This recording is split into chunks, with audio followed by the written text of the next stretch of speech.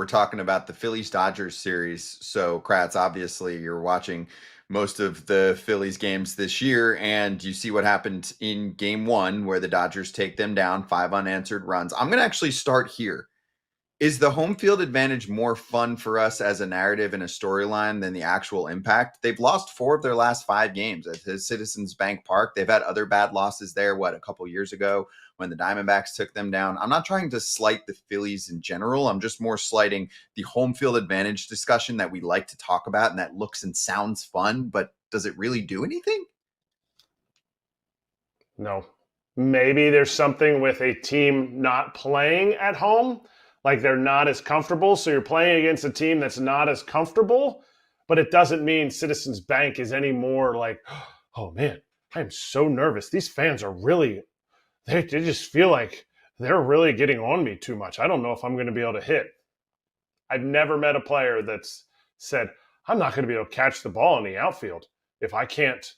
If the Citizens Bank fans are going to be crazy, they're crazy out there. Now I've played with guys who at home, their home team fans boo them and hate them so much that they didn't like playing at home during the regular season, but those are few and far between softer players. But not in a play. No. I don't think it has it's more a media driven, like fun story. Yeah, I mean, AJ, Agreed. You see some people online, the smallest home field advantage in any sport is baseball to me.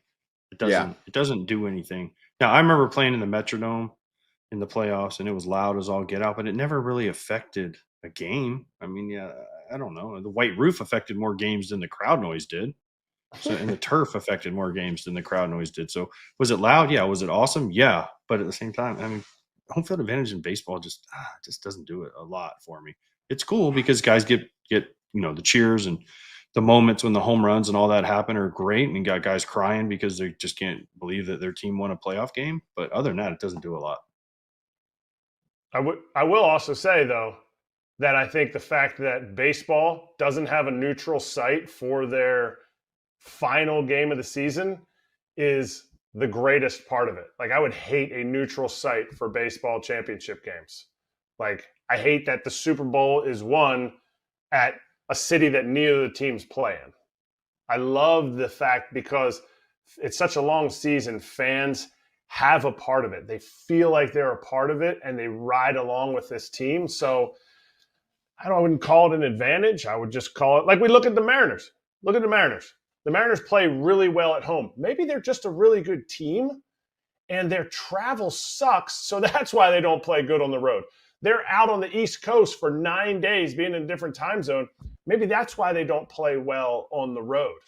Maybe they're just a good team, and when they're in more of a comfortable situation, sleeping, time zone, families around them, all those things, that has nothing to do with like what's going on in the stadium. Well, also, if you want to factor in ballparks, AJ, some ballparks play very different, right? But Mariners, in this series, Seattle, yeah, Mariners for sure. But like in this series, Philadelphia is obviously a hitter's park, but like the Dodgers, I think, have more homers than the Phillies this year. So it's not like, oh, the Phillies have this advantage. They're this home run hitting team and the Dodgers aren't. Like, the Dodgers are loaded with power. Agreed. Yeah, ballpark factor is a big deal, but Seattle is a huge difference because of the ballpark, the worst hitting place in the league. So yeah, does it matter? I mean, the fans are great because they get behind you and they make moments. The fans make the moments. The players do the things, and then the fans and the way they cheer and the reaction makes a lot of the moments. So does it? Yeah, I mean, but Milwaukee and Chicago, they've played at each other's park for how many? I mean, 15 times a year forever. So they're used to going to those places. The Dodgers have played at Phillies. They have a bunch of veterans. The Phillies have played at Dodger Stadium a million times because they have a bunch of veterans. So, I mean, the Yankees and Blue Jays play again 20 times a year. So they're used to going to Toronto. They're used to going to Yankee Stadium. It's not that big of a deal. So, I mean, I think I love home field advantage. I love home field advantage in football. I love home field advantage in NBA. I love home ice advantage in the NHL. But in baseball, it's just not a thing, I don't think. And look at the series. Look at who won and who didn't win, right? Road teams won and home teams won. It's very equal. Mm-hmm. Yeah, Ohtani was not faced. He pitched well. He did not hit well, actually. He had, 4 strikeouts, which is pretty rare for him. He gets the day off now and then hops into the lineup. Yeah, We because do Christopher have Sanchez. Because Christopher Sanchez is really Christopher good. Sanchez is I really mean, good. let's not Correct. forget that Christopher Yeah. Sanchez is really good. Yeah, dirty changeup. And he was top. He's going to finish top 3 Cy in the National League this Probably year. 2, We I do have think. I think lineups he'll for be that 2. game too. I think he'll be 2. I mean, I'm just saying 3 to be safe in case I'm forgetting someone, but you're right. He'll probably be number 2. FT fam, another reason why you should love Arena Club is the grading system. So you recently pulled a slap pack and then you said, hey, it's not graded. Grade it for me. They gave you an 8.5 out of 10 on your auto Whitey Ford card. And then they show you all the details of the grading system. It's very interactive within the app. And then you're done. If you want to sell the card or you want to know what it's worth, you've got it. It's like getting taken to school on cards. And I think that's the coolest part of it. If you're young or old, you understand, hey, this is how it gets deciphered all the way through. It shows you the numbers and how they went through it. I think that's the coolest part about this whole thing. And then you can keep it traded or sell it, do whatever you want. And it's so much more efficient to do this through Arena Club. Whether you're ripping a pack, there's the slab packs, buying a card, selling a card, grading a card. It's all there for you. We talk about it all season long. arenaclub.com/FOUL is where you can go to give it a shot. 20% off your first card purchase. arenaclub.com/FOUL. Use the code FOUL at checkout and get 20% off. We have 2 injury factors here with this series to keep an eye on. One is Will Smith returning, right? We saw him appear for the first time in game 1 later in the game, but he's not in the starting lineup for game 2. So that's on the Dodgers side. Still Ben Rortvedt, who actually took a pitch to the forearm, but he's jacked. So I don't think it bothered him much. If anything, the trainers come out and look at him, and I think he's just given a few extra minutes for Shohei to take a breath. But Will Smith's out, and Kratz, Harrison Bader is not in the starting lineup for game 2. He can't run yet at 100%. This, according to manager Rob Thompson.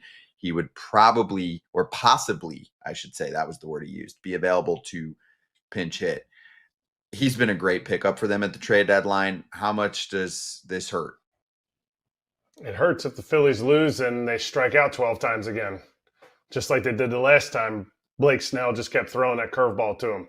Nick was in the lineup that time. The lineup's essentially exactly, besides Edmundo Sosa, the last time they faced Blake Snell. So it hurts them. It hurts them because Bader was doing well. It hurts them because maybe Nick hasn't gotten a lot of at-bats. But now they have the guy who had the second most hits, had the best series last year in the playoffs, in Nick Castellanos. This team's back is up against the wall, and they're facing a dude who dominated them less than a month ago. And I don't care who's out there. Otto Kemp's hitting 9th. Nick Castellanos is essentially in the middle of the order. I think that 6-7 spot in the playoffs is the prime location for big spots, because you're not going to let the big boys hurt you. You're not going to let Schwarber, Harper, and maybe even Bohm, if he's had some success against lefties, not going to let those guys hurt you. So it's that 6, 7, 8 slot that's probably not your better hitters, but you can't let them hurt you. Or you can't let the other guys hurt you, so you're going to have to go after somebody. Yeah, and top 3 in the order is going to have to do better than 1 for 11 with 6 strikeouts. Stars got to be stars, and I know it's only one game, but stars got to be stars. Trey Turner, Kyle Schwarber, Bryce Harper. And why is Will Smith okay to catch 5 innings of a game, but not okay to start? It's a great question for Dave Roberts. Should have him on Dodgers territory or here. Like that hand to me has to hurt more, because after the home run, he got hit by the pitch by Robertson, the curveball, and then the home run, he's waiting for Teoscar at home plate. And, I mean, he's got the big mitt thing on his right hand, and he's only high-fiving with his left hand.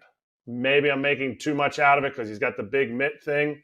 But if he's okay to play, sorry, I know Ben Rortvedt has called some amazing games. I mean, he has been the pitcher whisperer, or the pitchers are just really good. But Will Smith played almost half the game, I think, if not more than half the game. I'm not sure how many innings he was in there for, but so he's not good enough to start. I'm confused by that.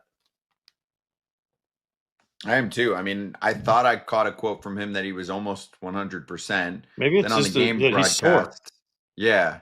Oh, you think he's sore after catching for a day and a half? I think so. I don't know. Yeah. You mean his hand is sore, or like his body's sore from because he didn't play much? Maybe his body's. I don't know why he did. I don't know. But he he was hasn't good played enough. in about a month. He hadn't caught in about a month. Like he's been out for a minute, and then he gets thrust back into the scene here. But he's played a lot of postseason ball. I mean, you guys tell me if you don't catch it all for a month, and I don't think he had rehab games or anything like that, right? Then you just jump right back into the playoffs. Does a half game versus a game and then a day off, any of that matter? Or you're like, nah, screw it. I mean, screw it. I'm saying screw it. Because especially the day off following it, I'm in there. I mean, I'm fighting. I think a rusty, let's put it this way. Here's a good example. AJ Pierzynski, Erik Kratz. Erik Kratz is calling great games. AJ Pierzynski hasn't played for a month.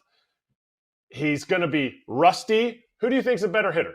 Who do you think is going to have more impact in their 4 at-bats in a game in the playoffs? To me, it's a no-brainer. Me at 100% is still not as good as 80% of AJ Pierzynski. But AJ has very high pain tolerance. I don't know what Will has.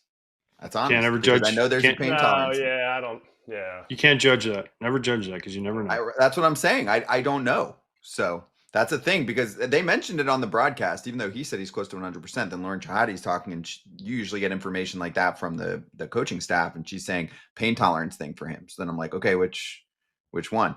Pain tolerance thing or 100%? Because those two things are a little bit different. But anyway, he's not in the lineup for game 2. We'll see if that's a factor. Maybe the Dodgers are like, we don't care. We're so good. We'll just ease him back into the mix. The Dodgers are playing for the World Series, just like they were playing for October for most of the regular season. They're like, we're prepping.